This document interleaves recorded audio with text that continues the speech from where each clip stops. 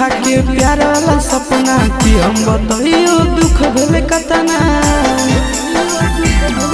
हरे कुछ दिन देखा के प्यार वाला सपना कि हम बताइयो दुख भेले कतना।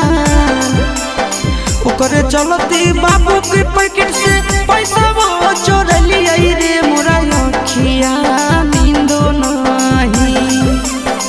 ओकरे चलती बाबू के पैकेट से पैसा वो चोर लिया रे मोरा अखिया नींदो नहीं। सेहो रे छौड़ी के दोसर ले ले जाई रे मोरा अखिया नींदो नहीं। सेहो रे छौड़ी के दोसर ले